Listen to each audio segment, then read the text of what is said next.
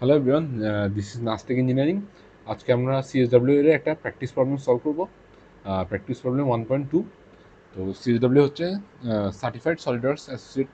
তো এটা হচ্ছে সিএসডব্লিউ এ এক্সামের একটা প্র্যাকটিস কোয়েশ্চেন আর কি। তো এই কোয়েশ্চেনটাতে আমাদেরকে এই মডেলটা ডেভেলপ করতে হবে। আর এটার প্রয়োজনীয় ডাইমেনশন এখানে দেওয়া আছে। এই ডাইমেনশনগুলো দেখে দেখে আমাদের এই মডেলটা ডেভেলপ করতে হবে। এখানে দেওয়া আছে ইউনিট এমএমজিএস অর্থাৎ মিলিমিটার গ্রাম সেকেন্ডে। এটা মানে বোঝায় এখানে যতগুলো ডাইমেনশন দেওয়া আছে সব হচ্ছে মিলিমিটার স্কেলে দেওয়া আছে, অর্থাৎ 58 মিলিমিটার, 18 মিলিমিটার, 6 মিলিমিটার, 7.5 মিলিমিটার, মানে যাই দেওয়া আছে সব মিলিমিটার স্কেলে দেওয়া আছে। তো আমি আমার সুবিধার্থে আমার এই সিনটাকে দুই ভাগে ভাগ করে নিয়েছি। এক ভাগে থাকবে সলিড ওয়ার্কস, আরেক ভাগে থাকবে আমার প্রশ্নটি, যাতে আমার বুঝিয়ে বুঝিয়ে থ্রি ডিজাইনটা করা যায়। তো শুরুতে আমি একটা ফাইল নিয়ে নিচ্ছি, নিউ ফাইল, ওয়ার্ড ফাইল একটা নিয়ে নিচ্ছি। ওকে, এখানে তিনটা ভিউ দেওয়া আছে। একটা হচ্ছে top view, front view, right side view. তো এখানে যে যে কেউ যে কোনো প্লেন থেকে চাইলে আঁকা শুরু করতে পারে। আমি যেহেতু চাচ্ছি আমার এই আইসোমেট্রিক ভিউটা এই ধরনের আসুক, তাহলে আমি রাইট সাইড ভিউ থেকে শুরু করবো এবং কি এটা রাইট প্লেন থেকে শুরু করবো।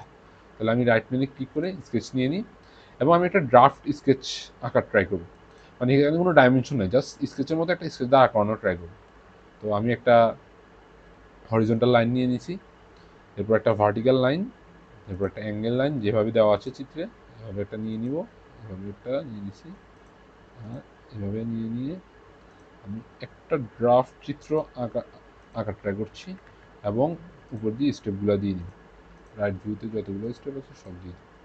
ওকে, এই যে আমি একটা ড্রাফট চিত্র এঁকেছি, কিন্তু এটার সাথে ডাইমেনশন এখনও দিইনি।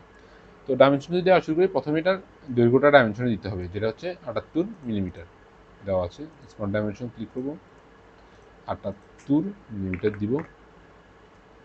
এবং কি এই যেটার উচ্চতা, প্রথম স্টেপের উচ্চতা দেওয়া আছে 8 মিলিমিটার, তাহলে আমি দিয়ে নিই 8 মিলিমিটার। এরপরে এই লাইনটা কিন্তু কোলাইনার। তো সেক্ষেত্রে আমি এখানে কোলাইনার রিলেশন দিয়ে দিই, কন্ট্রোল ধরে এ লাইন এবং এ লাইন ধরে কোলাইনার দিয়ে দিছি। এখন কিন্তু এটা একসাথে উঠানামা করবে, কারণ যেহেতু কোলাইনার দিয়ে দিছি। এবং এটা এবং এ লাইনটা হচ্ছে প্যারালাল, যদিও এটা চলে গেছে সমস্যা নেই।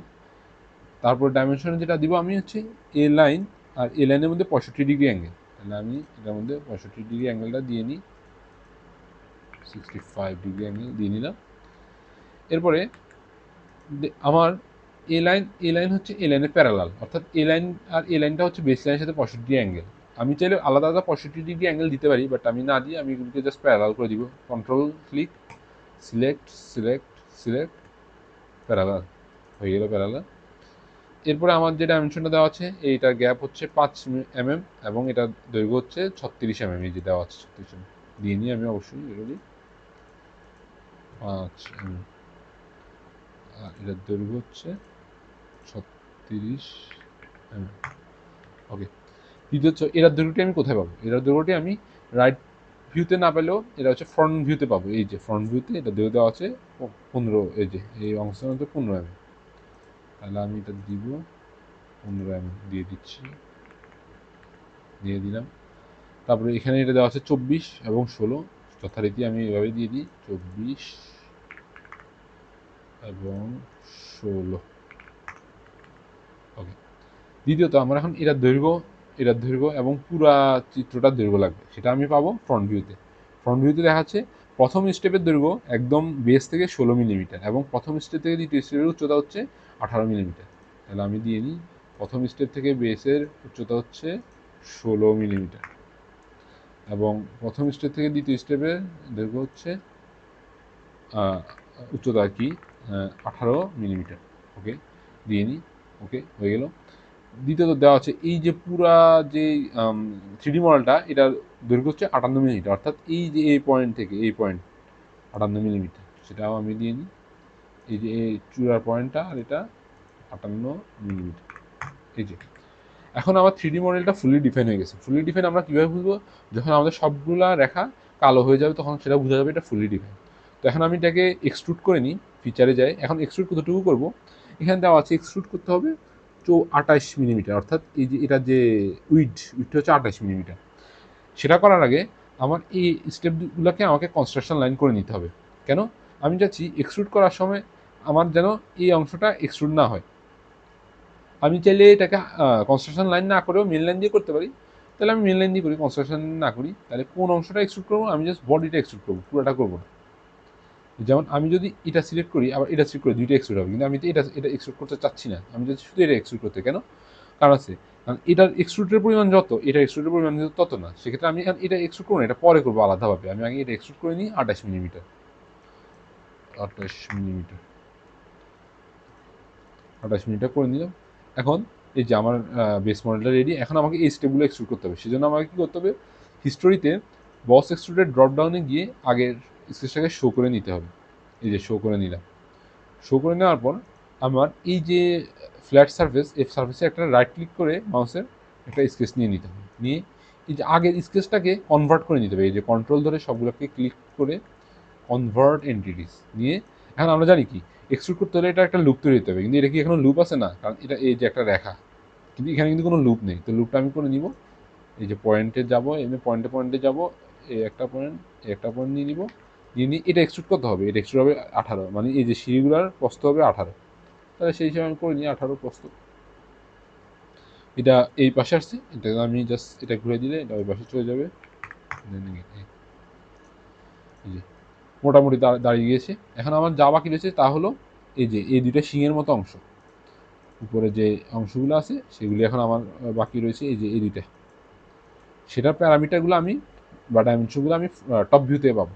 টপ ভিউতে বলা আছে এই যে এই সারফেসে, মানে এই যে এই সারফেসে এটা আছে, এবং এই সারফেসের মাঝামাঝিতে, মানে 7.5 মাঝামাঝিতে এগুলি অবস্থান করতেছে, এবং এস থেকে এগুলির দূরত্ব হচ্ছে 7 মিলিমিটার, আর প্রতিটা বৃত্তের ডাইমেনশন হচ্ছে 6 মিলিমিটার।